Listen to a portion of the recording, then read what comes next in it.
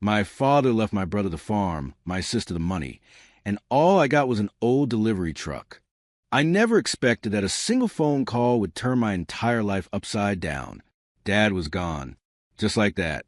No warning, no long decline, no chance to say goodbye. A heart attack took Richard Miller, respected farmer, community pillar, and the only person who never made me feel like the family disappointment, right in the middle of harvesting season. The funeral passed in a blur. People from 3 counties showed up, talking about how Dad had helped them through droughts, lent equipment when theirs broke down, or extended credit at the farmer's market when times were tough. I stood there nodding, shaking hands, accepting condolences, but inside I felt hollow, empty, like I was watching everything from behind thick glass. Mom had passed 5 years earlier after a long battle with cancer, and Dad had been my anchor ever since. Without him, I felt adrift in a way that's hard to explain to anyone who hasn't lost their compass in life. Then came the reading of the will, and that's when I realized that losing Dad was just the beginning of my problems. We gathered at Miller & Associates, Dad's attorney for the past 30 years. The office smelled like leather and wood polish, and the air conditioner was cranked so high I could see goosebumps on Sarah's arms. My sister always dressed like she was heading to a photo shoot rather than a family meeting. Kevin, my older brother, sat with perfect posture in his tailored suit, looking impatient.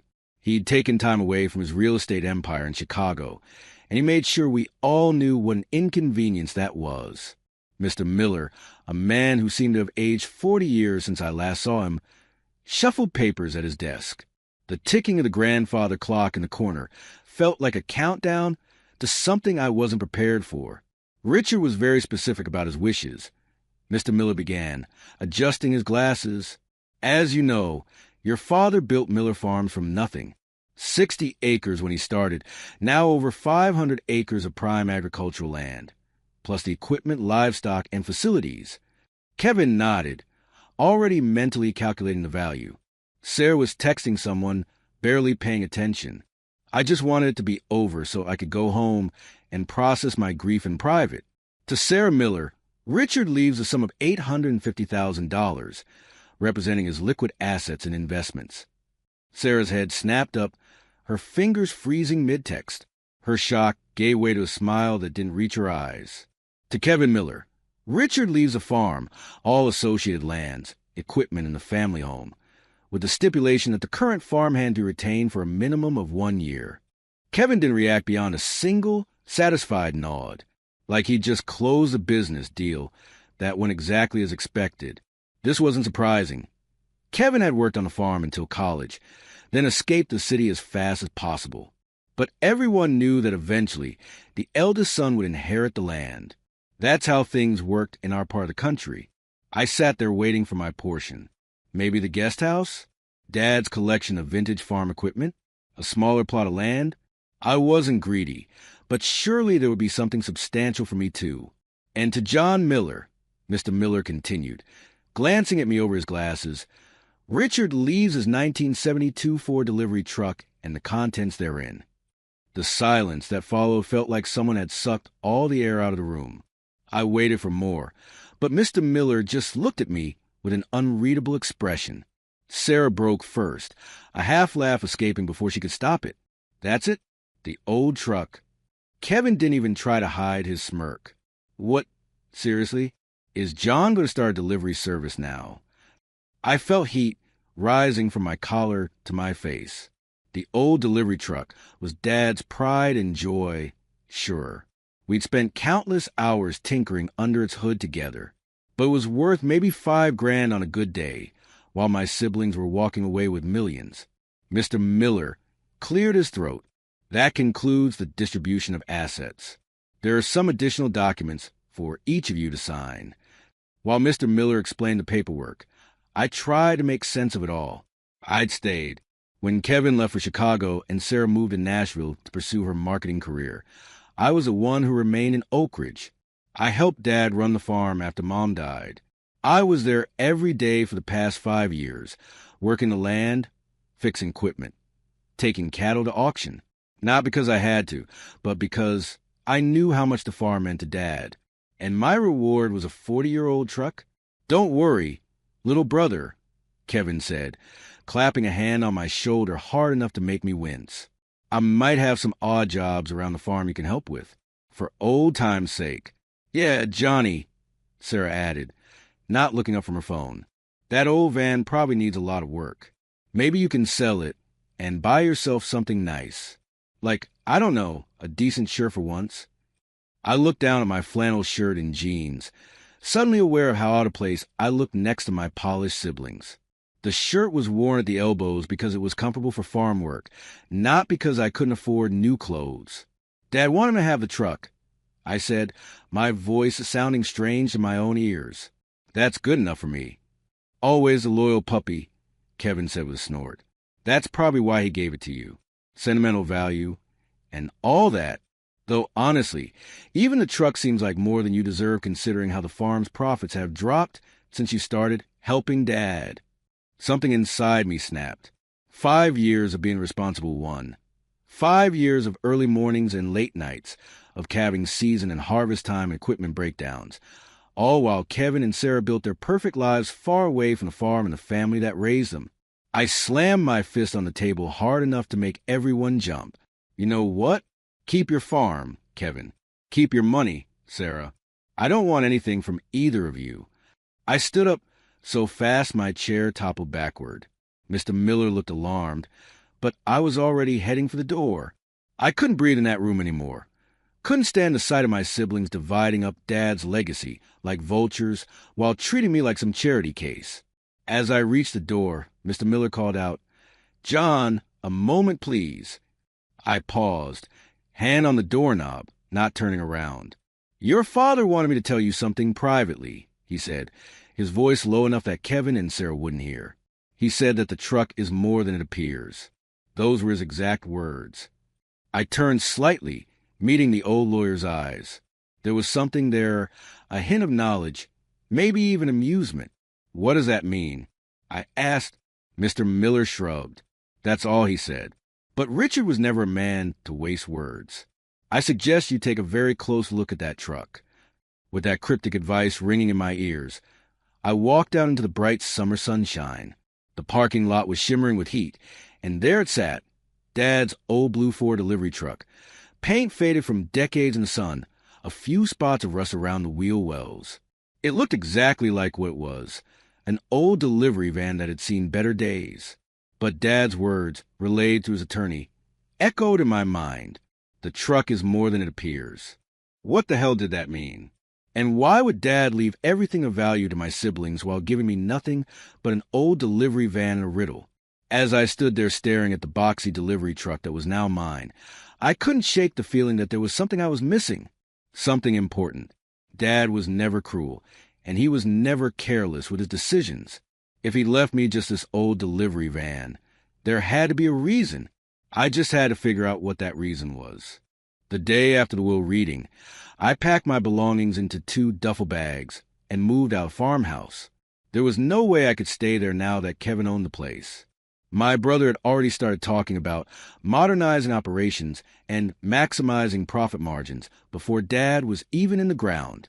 The thought of working under him, being ordered around on land I'd helped tend for years, made my stomach turn. I found a small garage with a studio apartment above it on the edge of town. The owner, Pete Donovan, was an old-timer who remembered me from high school football games. He cut me a deal on the rent, $6.50 a month, utilities included. The place wasn't much, just 1 room with a kitchenette and bathroom, but it was mine. The garage below had enough space for Dad's delivery truck and a small workbench. It wasn't a farm, but it would do. That first week was rough. I'd wake up expecting to hear Dad's coffee grinder at 5 a.m., only to remember everything had changed. The silence in my new place was deafening. On Wednesday, I called Kevin to ask if I could borrow some tools to start working on the truck. The engine needed a tune-up, and I wanted to check the brakes before taking it on any long trips. Tools. Kevin laughed through the phone. "Those are farm assets now, Johnny.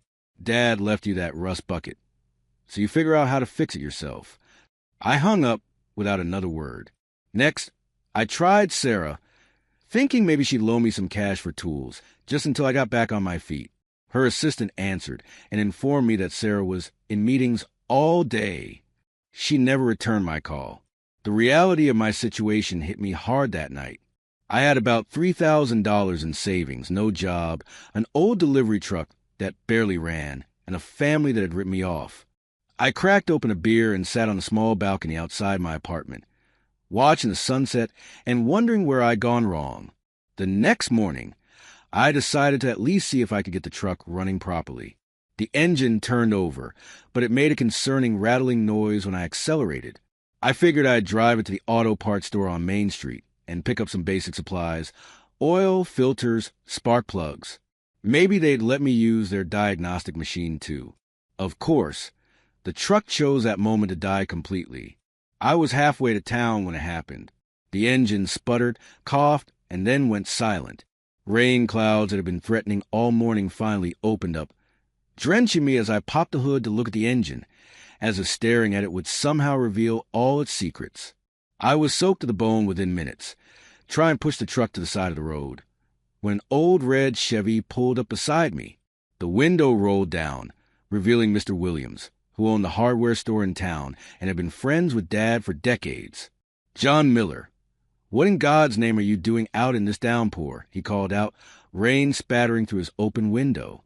I explained my situation, trying not to sound as pathetic as I felt. Pushing a dead truck down a country road in the rain, no tools, no help, no clue what I was doing.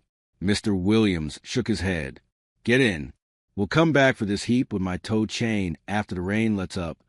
An hour later, we had managed to get the truck back to my garage. Mr. Williams disappeared briefly, returning with his toolbox and a paper bag from the diner down the street. "Ham and cheese, extra pickles," he said, placing the bag on my workbench. "Your dad's favorite. Figure it might be yours too." As we ate, Mr. Williams looked around my sparse garage. "Richard would be rolling in his grave if he knew Kevin wouldn't even loan you tools." "This isn't right, son." I shrugged, trying to act like it didn't bother me. "It is what it is." "Well, I got plenty of tools gathering dust in my shed. Consider them loaned indefinitely, and I might have some spare parts that would fit this old girl." He patted the truck's hood affectionately. "Your dad used to haul fertilizer and seed in this thing back in the day. Fed half the county with what he grew and delivered in this truck." That comment stopped me mid-bite. Dad used this for deliveries? I thought it was just as around-the-farm vehicle. Mr. Williams chuckled. "Oh, no. This was his first business venture. Before the farm really took off, Richard would load this up with produce and make deliveries all around the county. Had a little side business going for years. Even after the farm became successful, he loved this truck something fierce." I walked around the vehicle, seeing it with new eyes. It wasn't just a beat-up old delivery van. It had been Dad's first taste of entrepreneurship. Suddenly, the inheritance made a little more sense. Dad hadn't given me a useless hunk of metal. He'd given me his first business. "You know," I said slowly, an idea taking shape in my mind, "maybe I could use this for something similar." Mr. Williams raised an eyebrow. "Like what?" "I'm not sure yet, but there's plenty of space in the back. It could be, I don't know, a mobile something." "Mobile coffee shop?" Mr. Williams suggested. "My daughter won't shut up about those fancy coffee trucks in the city. People line up for blocks, paying $6 for glorified bean water." The moment he said it, something clicked. I could picture it perfectly. The truck painted a deep blue, a serving window cut into the side, the smell of fresh coffee and baked goods. I'd been a pretty decent barista during college, working at the campus coffee shop to make extra money. I still remembered how to pull a good espresso shot. That could actually work, I said, excitement building. I'd need to outfit the back, install some equipment, but the structure is already perfect for it. "Your mother had some damn fine pastry recipes, too," Mr. Williams added. "Those apple turnovers she'd bring to the church potluck? People would throw elbows to get to them first." For the first time since Dad died, I felt a spark of hope. This old truck wasn't just a consolation prize. It was an opportunity. I could create something of my own, something that honored both my parents in a way. 2 days later, I ran into Sarah at the local grocery store. She was in town checking on some rental property she owned, looking completely out of place in her designer clothes among the regular folk in their work clothes and casual wear. "Johnny," she said, sounding surprised to see me, "I thought you might have left town by now." "Nope, still here. Actually, I'm starting a business," I replied, unable to keep the excitement from my voice. "I'm converting Dad's truck into a mobile coffee shop." Sarah's expression shifted from surprise to amusement. "A coffee truck? Seriously? This is in Portland, Johnny. People here get their coffee at the diner or make it home. Times are changing," I said, trying to keep my tone even. "Not everyone wants the same burnt diner coffee day after day." "Well, have fun playing barista," she said with a dismissive wave. "But don't come asking for money when it fails. Some of us have real businesses to run." Her words stung, but they also fuel my determination. I spent the next week researching mobile coffee businesses, watching YouTube tutorials on truck conversions, and making lists of equipment I'd need. Mr. Williams introduced me to his nephew, who did welding and metalwork, and together we started planning how to modify the truck's interior. I found Mom's recipe box in a storage tub I'd brought from farm. It was full of handwritten cards, each one with notes in her neat script. "Add extra cinnamon," or "works best with Granny Smith apples." I ran my fingers over her handwriting, feeling a connection to her I hadn't felt in years. The first test batch of her cinnamon rolls was a disaster. I forgot to proof the yeast, and they came out like hockey pucks. The second attempt was marginally better, edible, but not great. By the fifth try, they were starting to taste like I remembered from childhood. The coffee part came more naturally. I picked up a used espresso machine from a cafe that was upgrading their equipment and practiced making lattes and cappuccinos in my tiny kitchenette. More than once, I scalded myself on steam wands or spilled beans across the floor, but each mistake taught me something. 3 weeks after the will reading, I had a solid business plan, a partially converted truck, and about $500 left in my bank account. I'd need at least another $5,000 to finish outfitting the truck properly, money I didn't have. The local bank had already turned down my loan application. Apparently, a coffee truck wasn't considered a sound investment in rural America. I was under the truck checking the brake lines when my phone rang. It was Mr. Williams. "John, you remember Old Man Jenkins' property?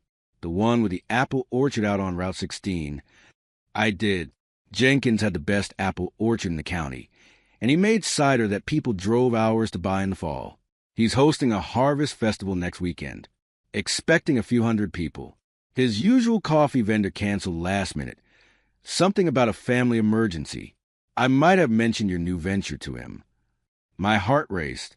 This could be my first real test, a chance to see if people would actually buy what I was selling. But the truck wasn't ready. The service window wasn't installed. The interior wasn't fully converted, and I'd need supplies I couldn't afford. "I appreciate it, Mr. Williams, but I don't think I'm ready yet. Jenkins is willing to waive the vendor fee and loan you a tent if you can't use the truck yet. Said he'd even front you money for supplies if you split the profits 60-40. It wasn't ideal, but it was an opportunity. A chance to test my coffee and Mom's recipes before investing everything in the truck conversion. Tell him I'm in. I heard myself saying, "Good man," Mr. Williams replied. "Oh, and John, Richard would be proud. This is exactly the kind of gumption he valued, seeing an opportunity and grabbing it with both hands." After we hung up, I sat in the driver's seat of the old delivery truck, hands on the steering wheel. For the first time, I felt like I understood why Dad had left it to me. It wasn't about the vehicle itself. It was about what it represented. Possibility, potential, a chance to build something of my own, just like he had. I had 1 week to prepare for the festival, 1 week to prove to myself, and maybe to Sarah and Kevin too, that Dad's old delivery truck wasn't just a piece of junk. It was the beginning of something that could change my life. The question was, could I pull it off, or would I crash and burn, proving my siblings right about my worth? The morning of the Harvest Festival arrived with perfect fall weather, crisp air, golden sunshine, and just enough breeze to carry the scent of apples across Old Man Jenkins' orchard. I'd been up since 4 a.m., baking the last batch of Mom's cinnamon rolls and loading the rented equipment into my beat-up Honda Civic, since the delivery truck wasn't ready yet. Mr. Williams met me at the entrance to help unload. Jenkins had given us a prime spot near the entrance where people would pass by first thing after paying admission. We set up a simple tent with a folding table, my recently purchased espresso machine, and a display case for Mom's baked goods.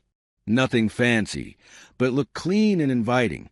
The night before, I'd stayed up making simple paper cups with a custom stamp that read, "Richard's Brew, coffee with heart."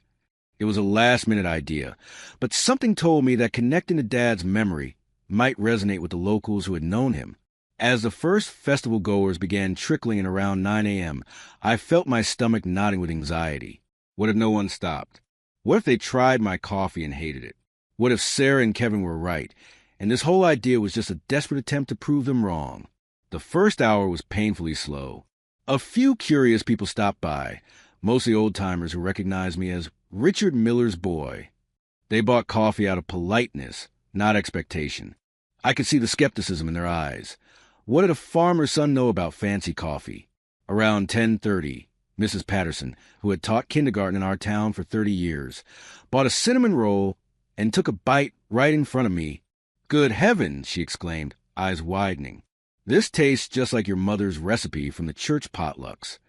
She immediately called over her friends, and suddenly I had a small cluster of women in their 60s sampling my baked goods and nodding approvingly. Word spread quickly after that. By noon, I had a steady line of customers, many asking if these were really Elaine Miller's recipes. "They sure are," I'd tell them, pointing to the handwritten recipe card I'd framed and placed on the counter. Mom's originals, with all her notes.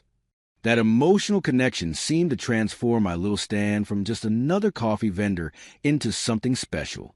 People weren't just buying coffee and pastries.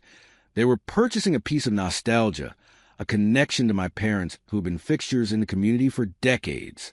By mid-afternoon, I was scrambling to keep up with demand. Mr. Williams' teenage grandson showed up to help, taking payments while I focused on making drinks and restocking the display case. I'd already sold out of cinnamon rolls and apple turnovers, with only a few scones left. I was so busy I almost didn't notice Sarah and Kevin arriving at the festival. They strolled up to my stand with matching expressions of surprise. Kevin was dressed like he was heading to a board meeting rather than a country harvest festival, and Sarah looked like she stepped out of Lifestyle magazine's fall fashion spread. "Well, look at this," Kevin said, surveying my modest setup with raised eyebrows. "Johnny's playing coffee shop. Cute." Sarah picked up one of my branded cups, examining it with a smirk. "Using Dad's name to sell coffee? That's a bit desperate, don't you think?" I ignored the jab and asked if they wanted anything. Kevin snorted and said he preferred real coffee, while Sarah muttered something about calories before they both walked away. I tried not to let it bother me, but their dismissiveness still stung, even amid my unexpected success. The real shock came around 3 p.m. when Jenkins himself stopped by, cup in hand. "This is damn good coffee, son," he said, nodding appreciatively. "And Martha says these scones remind her of your mother's baking. You've got talent. You thinking of making this a regular thing?" Before I could answer, a local woman who ran a small photography business asked if she could take pictures of my stand for her Instagram. She thought the combination of handwritten recipe cards, the story of inheriting the business from my dad, and the quality of the products made for authentic content her followers would love. By the end of the day, I'd made nearly $1,200 in sales, well beyond my expectations. After giving Jenkins his cut and covering my expenses, I still clear about $500. Not life-changing money, but proof that my concept could work. More importantly, I had validation that people connected with what I was trying to do. The next morning, my phone wouldn't stop buzzing with notifications. The photographer had posted several shots of my stand, cups, and baked goods with the caption, "Best find at the Harvest Festival, family recipes, heartfelt story, and the best cinnamon rolls in the county. Can't wait to see it Richard's Brew turn that vintage truck into a full mobile cafe." I hadn't even created social media accounts yet, but she'd made one up and tagged it anyway. Her post had hundreds of likes and dozens of comments asking where people could find me next. Several local businesses had commented asking if I could park outside their locations once my truck was ready. I was still staring at my phone in disbelief when my landlord Pete knocked on my door, newspaper in hand. "You're famous, kid," he announced, showing me the small local paper. There I was, in the community section, standing behind my coffee stand with a line of customers. The headline read, "Miller Legacy Continues. Local man honors parents through new coffee venture." The article mentioned how I was converting my father's old delivery truck into a mobile coffee shop and highlighted the use of my mother's recipes.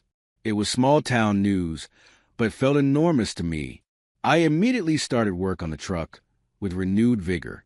Mr. Williams' nephew helped me cut and install the service window, and a local handyman I knew from the farm helped with the interior build-out. I created proper social media accounts that quickly gained followers, mostly locals curious about when Richard's Brew would officially hit the streets. 3 weeks after the festival, I got a call from Jenkins. Another event was planned for the following weekend, a craft fair at the community center, and the organizer wanted to know if I'd be interested in being their coffee vendor. My truck still wasn't completely ready, but I agreed anyway, figuring I could make the temporary setup work again. That Thursday, I was at the grocery store buying supplies when I ran into Madison Chun, who'd worked with me at the university coffee shop years ago. She'd moved back to town recently after a stint at a high-end cafe in Chicago. "John Miller, I saw your picture in the paper. Coffee truck, huh? That's awesome," she said, genuinely excited. "If you ever need help, let me know. I've got barista experience and a culinary degree now." I was about to respond when I noticed Kevin across the store, watching us intently. He disappeared down an aisle before I could acknowledge him. The next day, Madison texted me saying she'd been offered a job managing one of Sarah's rental properties, a position that hadn't existed before and came with a surprisingly generous salary. She apologetically withdrew her offer to help, saying she couldn't pass up the opportunity. The timing seemed suspicious, but I tried not to read too much into it. Yet, when I arrived at the community center to set up a craft fair on Saturday morning, the organizer approached me with concerned expression. "Mr. Miller, there seems to be some confusion. We've received reports that you don't have the proper permits for food service. We can't let you operate without them."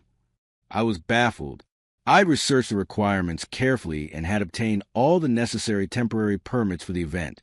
When I showed her the paperwork, she seemed relieved but still concerned. "That's odd. Someone called specifically to warn us about this." They seemed quite certain. As I set up my stand, I spotted Kevin and Sarah sitting in Kevin's luxury SUV in the parking lot, watching me. When they saw me looking, Kevin started the engine and drove away. The craft fair went even better than the Harvest Festival. Word had spread, and people came specifically looking for my coffee and baked goods. By mid-afternoon, I completely sold out and had to apologize to disappointed customers. As I was packing up, one of the other vendors, an older man selling handmade wooden crafts, approached me. "Your brother was asking me some mighty strange questions earlier," he said casually. "Want to know if I'd had any health concerns after eating your baked goods. Said something about questionable food handling practices." My blood ran cold. Kevin wasn't just dismissive of my business. He was actively trying to sabotage it. On my way home, I stopped at a local diner for dinner and overheard 2 women talking in the booth behind me. "Did you try that new coffee at the craft fair?" From Richard Miller's son. "I wanted to, but Sarah Miller, the fancy one who moved away, she told my daughter it's all for show. Said her brother doesn't actually use their mother's recipes and buys cheap ingredients." I don't know what to believe. The realization hit me like a truck. This wasn't just sibling rivalry or resentment over the inheritance. Kevin and Sarah were deliberately trying to undermine my business before it could even get off the ground. The permit confusion, the concerns about food safety, the rumors about fake recipes. They were systematically attacking everything that made my concept special. As I drove home, questions swirled in my mind. Why go to such lengths? What were they afraid of? I wasn't competing with either of their businesses. I wasn't threatening the family name. I was just trying to make something of myself with the only inheritance I'd received. Unless There was something more to Dad's old delivery truck than I had discovered, something that made Kevin and Sarah nervous enough to try to ensure my failure. That night, I went down to the garage and examined every inch of the truck, looking for hidden compartments or secret messages.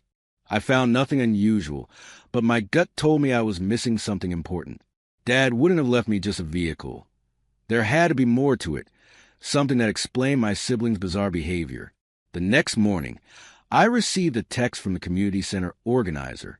She'd heard from 3 different people that my coffee had made them sick. She was sorry, but they couldn't invite me back for future events. I knew instantly who was behind the rumors. The question was, how far would Kevin and Sarah go to stop me? After the community center debacle, I felt defeated. Kevin and Sarah were playing dirty, and their tactics were working. Local event organizers were suddenly booked solid when I called, and I heard whispers of food safety concerns following me around town. It seemed my coffee business might be over before it truly began. I spent a full day sulking in my apartment, wondering if I should just sell the truck and move to another town. Maybe my siblings were right.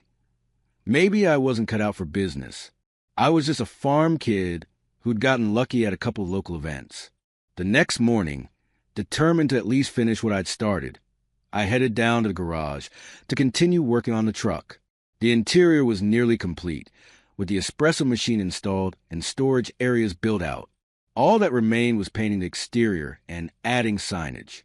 As I cleaned out the last of the storage compartments to prepare for painting, I found something wedged behind the driver's seat, a small wooden box I hadn't noticed before. It wasn't locked, just dusty from years of neglect.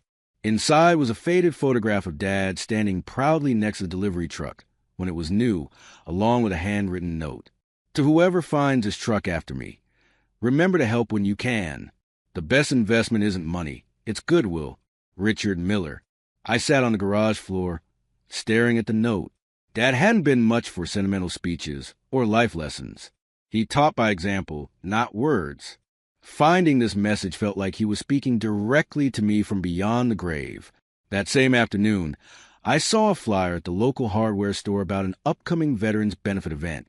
The organizer, an old Vietnam vet named Frank Russo, was looking for food vendors to support the gathering. My first instinct was to call and offer my services, but then I remembered Dad's note. Instead of calling Frank to negotiate a vendor spot, I showed up at his house with a box of Mom's apple turnovers and offered to provide free coffee and pastries for all the volunteers and veterans at the event. No charge, no profit. Frank was suspicious at first. Nobody does something for nothing, son. What's your angle? I showed him Dad's note and explained the situation with my siblings and the inheritance. By the time I finished my story, Frank's weathered face had softened considerably. Your dad was a good man, he said. Helped me out when I came back from Nam and couldn't find work. Most folks didn't want to hire a damage vet, but Richard gave me a job on his farm, no questions asked. He looked at the note again. This sounds exactly like him. Always had a good reputation, was worth more than money in the bank. The veterans benefit was scheduled for the following weekend. I spent every waking hour preparing, baking in the pre-dawn hours, and finalizing the truck's exterior during the day. I painted it navy blue with Richard's Brew in vintage-style lettering on the sides. Under the name, I added Coffee with Heart and a small sketch of the original delivery truck. 2 days before the event, I received a call from the county fairgrounds manager informing me that my permit to participate in the summer festival had been revoked due to multiple complaints. I didn't need to ask who was behind those complaints. Then, the morning of the veterans benefit, Frank called in a panic. John, we got a problem. Someone reported us to the health department, saying we've got unlicensed vendors. Inspectors coming at noon. My heart sank. I had all the proper permits. But an inspection on my first official day with the truck would be stressful at best, disastrous at worst. I couldn't help but suspect Kevin or Sarah had called in the complaint.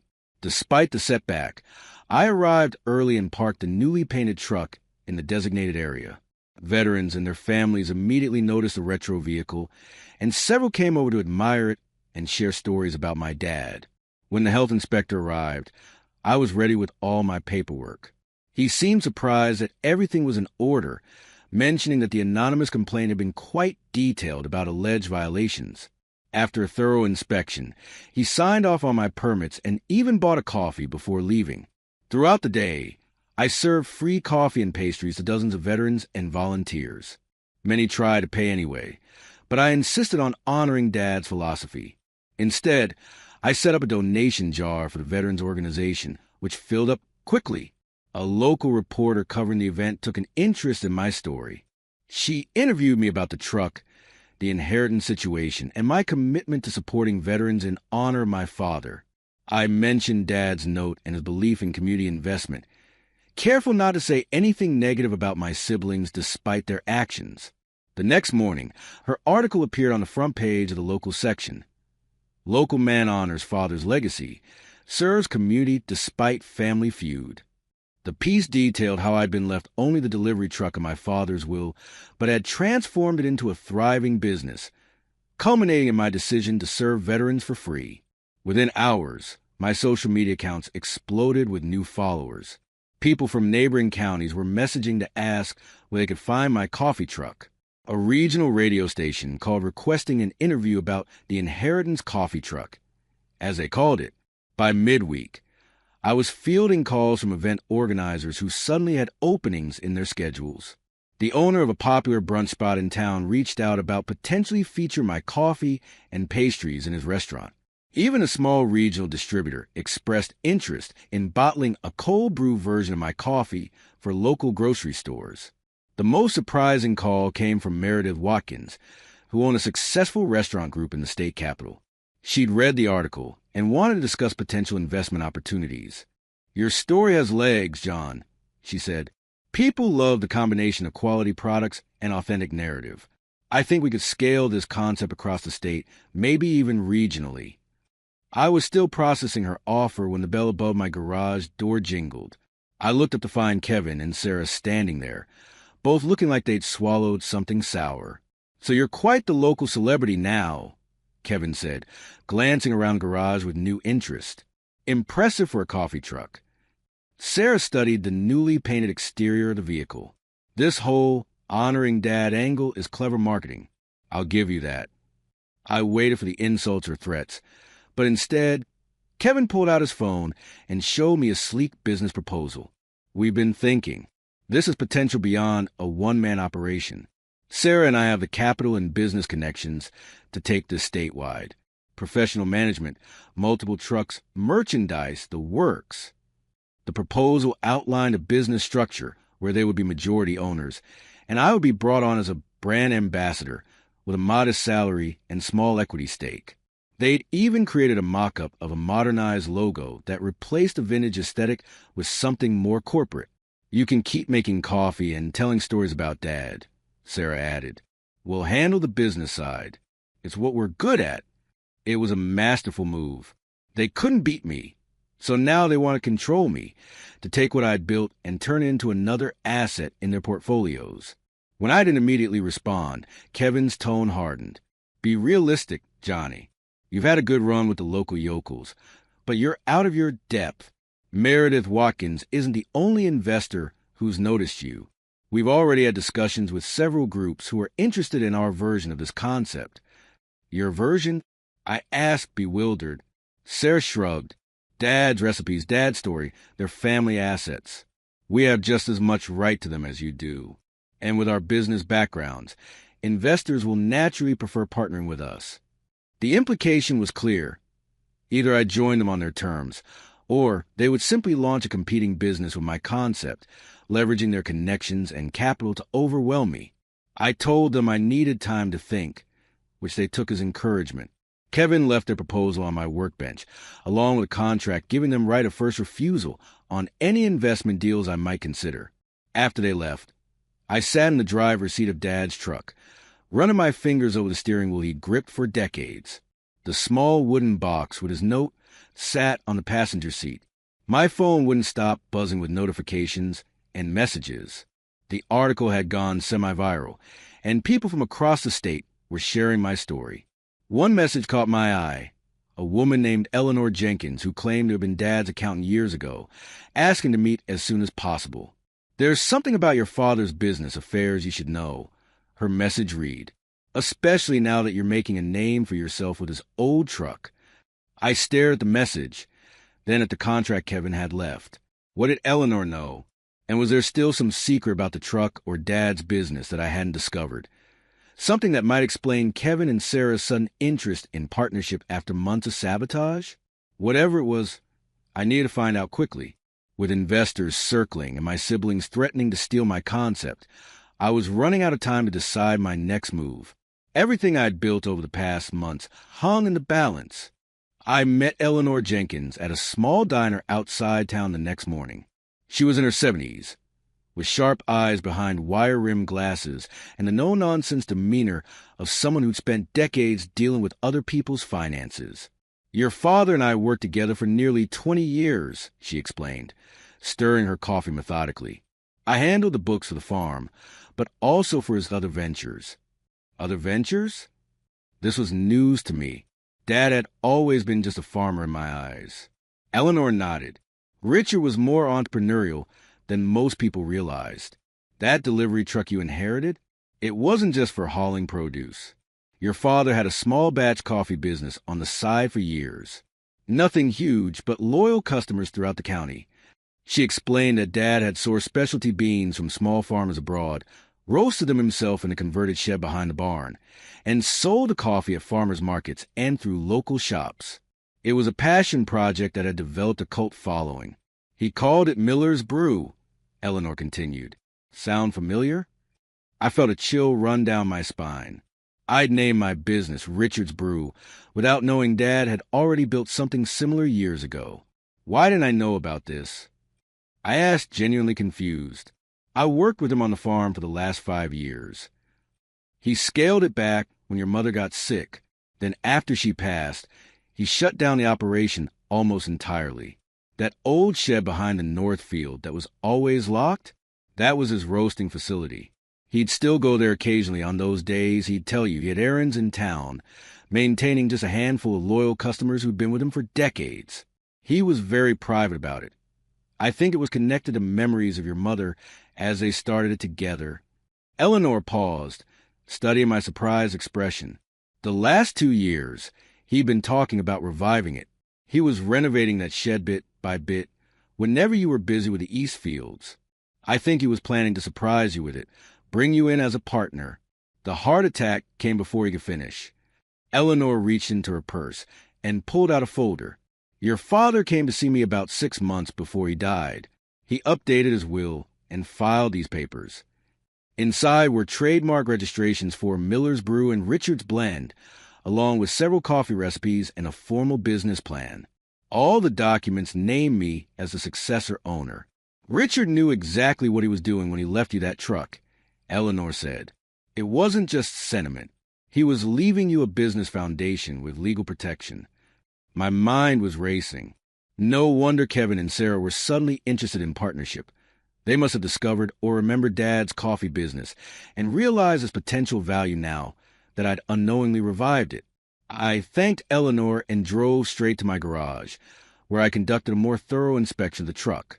In a hidden compartment of the floor, I found a metal lockbox containing more of Dad's business records, supplier contacts, customer lists, and detailed roasting notes for various blends. There was also a sealed envelope with my name on it. Inside was a handwritten letter. John, if you're reading this, I'm gone, and you've discovered what this old truck really means. I always knew you had the heart to understand what matters most in business.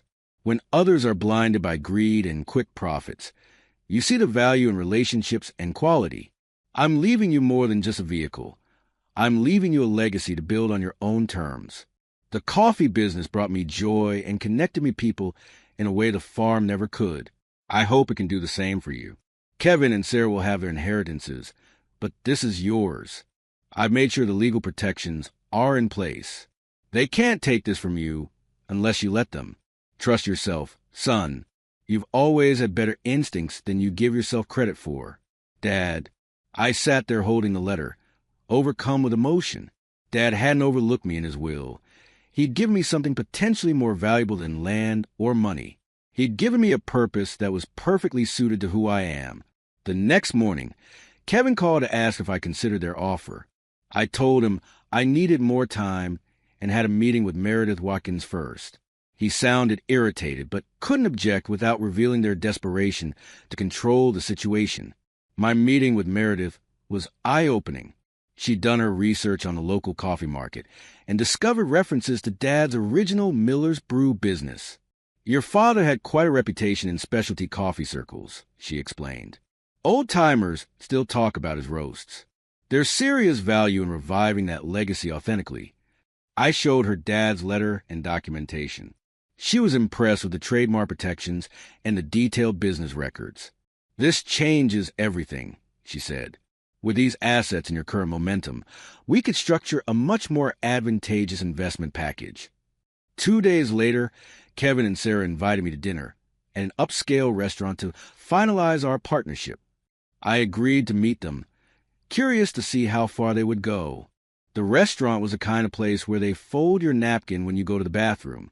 Kevin had reserved a private dining room and arrived with glossy presentation materials and a revised contract. Sarah brought her lawyer. "We've been busy," Kevin announced proudly, sliding a tablet across the table. On it was a website for Miller Family Coffee Company, featuring sleek modern branding and photos of a renovated storefront downtown. We signed the lease yesterday. Grand opening in 3 weeks. I scrolled to the site, noting they'd appropriated Mom's recipes, Dad's story, and even my coffee truck concept, repackaged in a more corporate style. We've scheduled meetings with 3 different investor groups next week, Sarah added. They're very excited about our expansion plan. 10 locations in 3 years, with you as the face of the brand. The contract they presented would give me 15% ownership and a salary, while they controlled everything from recipes to branding. They'd effectively be purchasing the right to my story and Dad's legacy for pennies on the dollar. "This is a generous offer," Kevin insisted. "You're a natural with customers, Johnny, but scaling requires expertise and capital. That's what we bring to the table." I took a sip of water. Consider my response. Then I reached into my messenger bag and placed Dad's letter and the trademark documentation on the table. "Did you know Dad had a coffee business for years?" I asked calmly. Their expressions answered before their mouths could. Sarah recovered first, forcing a smile. "Of course we knew. It was a little hobby he tinkered with. A hobby he legally protected with trademarks and formally transferred to me." I corrected her. "Including exclusive rights to all his recipes and the Miller name in connection with coffee products." The lawyer picked up the documents, scanning them with increasing concern. She whispered something to Kevin, whose face had turned an alarming shade of red. "This is a dirty trick," he sputtered. "You hid these documents during the state settlement." "I didn't know they existed until yesterday." I replied honestly. "Dad hid them in the truck. The only thing he left me in his will. Interesting how that worked out." Sarah's composure cracked. "So what? You can have your little truck and Daddy's precious recipes. We've already secured commitments from suppliers and investors who know the Miller name. You're nothing without our connections." "Actually," I said, "I've accepted an investment offer from Meredith Watkins. She's particularly interested in the authentic revival of Dad's original specialty coffee business, complete with legal protections and genuine family history." I stood up, gathering Dad's documents. "You're welcome to open your coffee shop, but you can't use Dad's recipes, Mom's baking techniques, or any variation of Miller's Brew. My lawyer will be sending cease and desist letters to your investors tomorrow morning." Kevin's face flushed with anger. "You ungrateful little. We're trying to help you succeed. You think you can compete with us? We'll crush your pathetic truck business." I looked at my siblings, really looked at them, and felt something shift inside me. They weren't villains in my story. They were just people who'd never understood what Dad had tried to teach us. That business wasn't just about profit margins and expansion plans. It was about people, connections, and doing something you believed in. "I'm not trying to compete with you," I said finally. "I'm honoring Dad in my own way. You're still my family, and there's room for both of us in this town. If you ever want to collaborate fairly, my door is open." I left them sitting in stunned silence. The next month was a whirlwind. With Meredith's investment, I secured a small roasting facility to recreate Dad's original blends using his detailed notes. I hired Madison, who quit her position with Sarah after the truth came out, and 2 other employees to help operate the truck and manage our growing schedule of events. For months after Dad died, I stood at the county fair watching people line up 20 deep for a cup of Richard's brew. I now had 2 trucks, the original, which I still operated personally most days, and a newer model that handled larger events. We'd secured contracts with 3 local restaurants to supply coffee, and our online store was shipping Dad's signature roasts nationwide. Kevin and Sarah's Miller Family Coffee Company opened to mediocre reviews and sparse crowds. Without Mom's authentic recipes or Dad's coffee expertise, they were just another generic coffee shop with premium pricing. Last I heard, Kevin was considering selling the space. As for the farm, Kevin eventually hired a management company to run it, rarely visiting himself. It was profitable but lacked the community connection it had during Dad's time. The following spring, I received separate texts from both Kevin and Sarah within days of each other, asking to meet. Kevin admitted their coffee shop was struggling and suggested a mutually beneficial arrangement. Sarah, more directly, acknowledged that I had built something meaningful and wanted to understand how I'd done it. I invited them both to the roasting facility, where I'd hung a sign reading, "In memory of Richard Miller, farmer, coffee craftsman, father." I showed them Dad's original roasting setup that I discovered in that lock shed behind the Northfield, a building that, according to the detailed property maps in Dad's papers, wasn't actually part of the main farm, but a separate parcel registered solely in my name. Kevin had never even realized it wasn't included in his inheritance. I carefully restored the equipment, preserving Dad's handwritten labels and modifications. This was never about the money for Dad. I explained. It was about creating something that brought people together, something with heart and history behind it. Sarah, looking at the busy production floor, asked whether I might consider bringing them in as legitimate partners, not controllers, in specific aspect of the business where their skills could actually help. I didn't say yes immediately, but I didn't say no either. Family is complicated, and second chances are part of the package. That evening, after everyone had gone home, I sat in Dad's old delivery truck in the empty parking lot. The vehicle that once seemed like a worthless inheritance had become the cornerstone of something meaningful. It wasn't just a business. It was Dad's final lesson about seeing value where others saw only junk, about building connections when others focused on assets. "Thanks, Dad," I whispered, patting the worn steering wheel. "I finally understand why you left me the truck." Sometimes the most valuable inheritances aren't the ones that come with the biggest price tags. They're the ones that force you to find your own path and provide just enough guidance to help you succeed.